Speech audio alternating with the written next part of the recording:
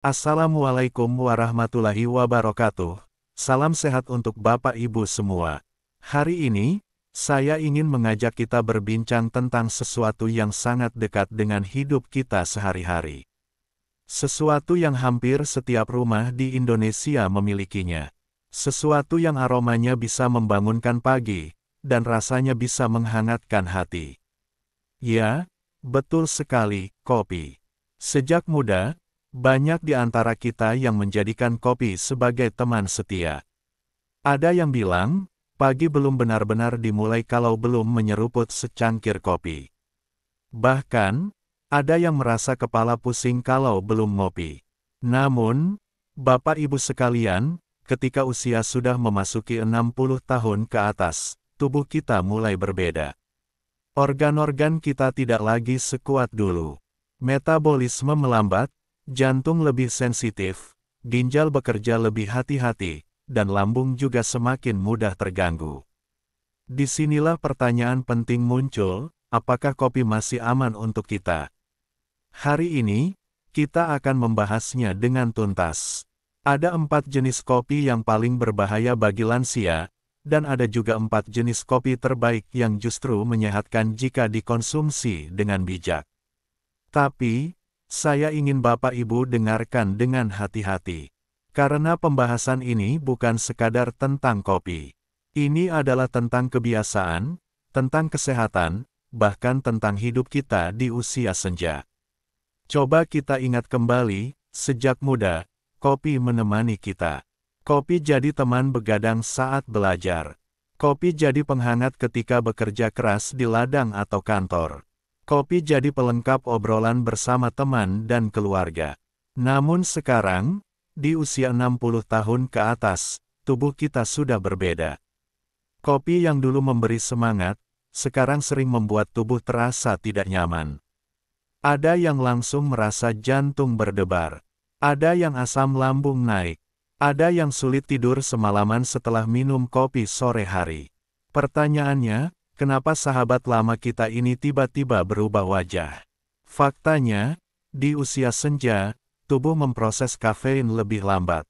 Jika dulu butuh 3-4 jam untuk membuang efek kafein, sekarang bisa 8-10 jam atau lebih. Itulah sebabnya, secangkir kopi sore bisa membuat kita gelisah hingga tengah malam. Inilah awal konflik. Kopi yang dulu menenangkan, kini mulai menjadi sumber masalah. Mari kita bahas satu persatu, agar Bapak Ibu benar-benar memahami bahayanya. 1. Kopi instan sachet manis. Nikmat, iya, praktis, betul. Tapi diam-diam, kopi ini menyimpan gula yang sangat tinggi. Bayangkan, 1 sachet kopi bisa mengandung 3-4 sendok teh gula. Jika diminum 2-3 kali sehari, sama saja kita menambahkan 10-12 sendok gula ke dalam tubuh setiap hari.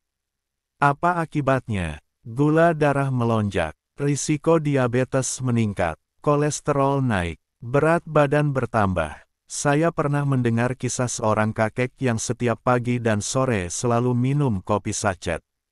Awalnya tidak ada masalah, tapi lama-lama kakinya bengkak, penglihatan kabur, dan ternyata gula darahnya sangat tinggi. 2. Kopi super kental atau kafein tinggi.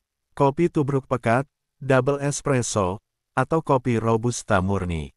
Rasanya memang nikmat, menendang, bikin melek seketika. Tapi bagi lansia, kafein yang terlalu tinggi ibarat menyalakan api besar di mesin yang sudah tua.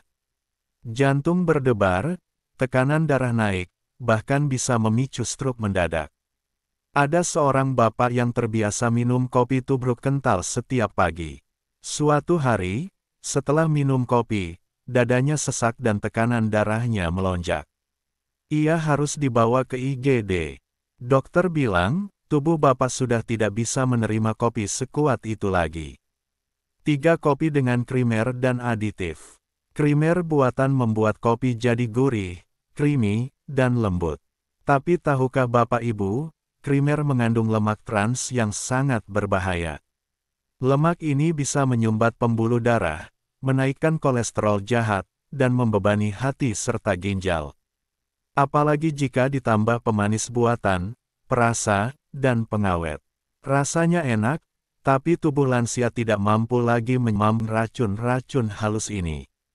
4. Kopi dengan topping berlebihan. Zaman sekarang, kopi sering dicampur susu kental manis, whipped cream, sirup karamel, bahkan boba. Terlihat mewah, tapi penuh gula, lemak, dan kalori berlebih.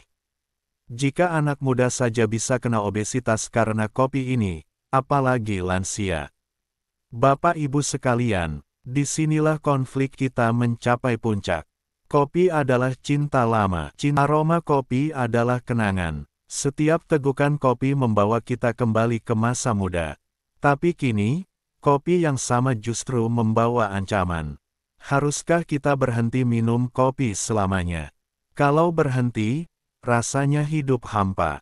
Seperti kehilangan sahabat lama. Tapi kalau terus minum sembarangan, kesehatan bisa tergadaikan. Inilah dilema terbesar, antara cinta pada kopi, dan cinta pada kesehatan. Antara kebiasaan yang menghangatkan hati, dan penyakit yang menggerogoti tubuh. Bayangkan seorang kakek yang setiap pagi selalu ngopi sambil duduk di teras, ditemani burung berkicau. Itu rutinitasnya sejak 40 tahun lalu. Suatu hari dokter bilang, "Pak, Bapak harus berhenti minum kopi. Kopi bikin jantung Bapak berisiko gagal." Apa yang ia rasakan, bukan hanya kehilangan rasa kopi, tapi juga kehilangan bagian hidupnya. Di titik ini, kita semua merasakan betapa beratnya memilih. Mari kita ingat kembali, ada 4 jenis kopi yang sebaiknya dihindari oleh lansia. Kopi instan sachet manis. Kopi super kental dengan kafein tinggi. Kopi dengan krimer dan bahan tambahan. Kopi dengan topping berlebihan. Semua ini nikmat di lidah, tapi racun bagi tubuh di usia senja. Namun, kabar baiknya, tidak semua kopi berbahaya. Ada 4 jenis kopi yang justru aman dan bisa menyehatkan. Kopi hitam murni tanpa gula.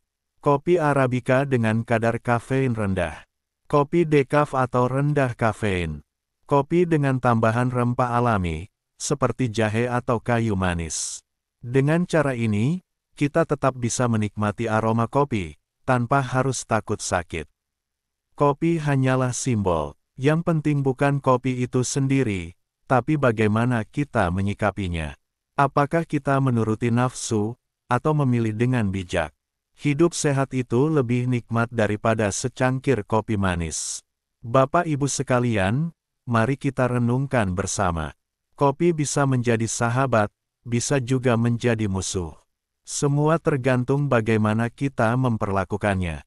Minumlah dengan bijak, secukupnya, dan pilihlah jenis kopi yang tepat. Bagikanlah pesan ini kepada orang tua, keluarga, dan sahabat kita. Karena kesehatan adalah harta paling berharga di usia senja. Assalamualaikum warahmatullahi wabarakatuh.